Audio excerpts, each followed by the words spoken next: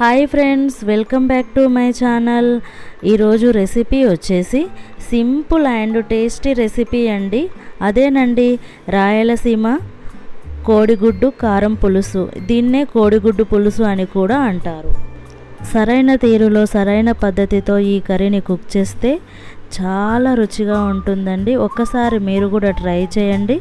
సరే, మరి ఈ కోడిగుడ్డు పులుసును నా స్టైల్లో ఇలా తయారు చేసుకుందాం రండి. మరి ముందుగా స్టవ్ ఆన్ చేసుకుని కడాయి పెట్టుకోవాలి. 2 స్పూన్ల ఆయిల్ వేసుకోవాలి. 1/2 స్పూన్ పసుపు, 1/2 స్పూన్ ఉప్పు, 1/2 స్పూన్ కారం వేసుకున్న తర్వాత ఒకసారి కలుపుకుని ముందుగా ఉడికించి పెట్టుకున్న ఎగ్స్ను వేసి మసాలా మొత్తం ఎగ్స్కు పట్టేలా కలుపుకోవాలి. చెప్పడం మర్చిపోయినాం, ఈ ఎగ్స్కు ఘాట్లు కూడా పెట్టుకోవాలి. మంచి కలర్ వచ్చే వరకు ఫ్రై చేసుకున్న తర్వాత ఒకదాని తర్వాత ఒకటి మరొక ప్లేట్లోకి తీసుకుని పక్కన పెట్టుకోవాలి. ఇప్పుడు స్టవ్ ఆన్ చేసుకొని కడాయి పెట్టుకోవాలి. 1 కప్పు ఆయిల్ వేసుకోవాలి. ఈ ఆయిల్ వేడైన తర్వాత 1 స్పూన్ జీలకర్ర, 1/2 స్పూన్ మెంతులు వేసుకోవాలి. ముందుగా కట్ చేసి పెట్టుకున్న 1 కప్పు ఉల్లిపాయ ముక్కలు, పచ్చిమిరపకాయల చీలికలు, 1 స్పూన్ అల్లం వెల్లిగడ్డ పేస్టు, 1/2 స్పూన్ పసుపు వేసుకుని అల్లం వెల్లిగడ్డలోని పచ్చివాసన పోయే వరకు ఫ్రై చేసుకోవాలి.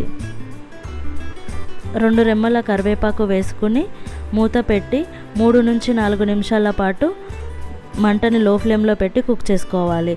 ఉల్లిపాయ ముక్కలు మంచిగా వేగిన తర్వాత ముందుగా కట్ చేసి పెట్టుకున్న టమాటా ముక్కలను కూడా వేసుకోవాలి. టమాటా ముక్కల కంటే ఉల్లిపాయ ముక్కలు ఎక్కువగా ఉండాలి, అప్పుడే పర్ఫెక్ట్ గ్రేవీ వస్తుంది.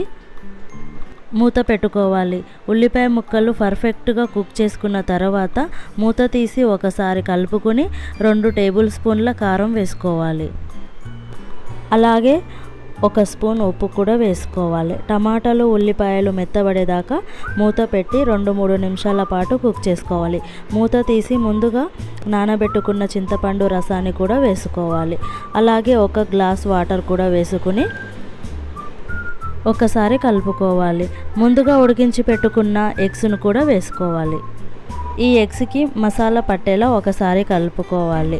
మూత పెట్టి ఆయిల్ సపరేట్ అయ్యే వరకు కుక్ చేసుకోవాలి. ఆ తర్వాత మూత తీసి ఒకసారి కలుపుకొని 1 స్పూన్ జీలకర్ర పొడి, 1 స్పూన్ గరం మసాలా వేసుకోవాలి.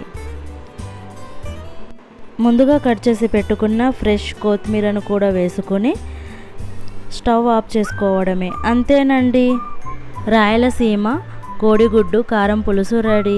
ఈ కర్రీ పుల్లగా ఎంత కమ్మగా ఉంటుందంటే మాటల్లో చెప్పలేనండి. ఒక్కసారి మీరు జొన్న రొట్టెతో ట్రై చేయండి, లేదు అంటే రాగి సంకటితో ట్రై చేయండి. చాలా అద్భుతంగా ఉంటుంది.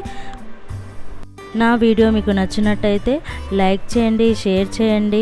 మరిన్ని వీడియోస్ కోసం నా ఛానల్ని మాత్రం సబ్స్క్రైబ్ చేసుకోవడం మాత్రం మర్చిపోకండి ప్లీజ్.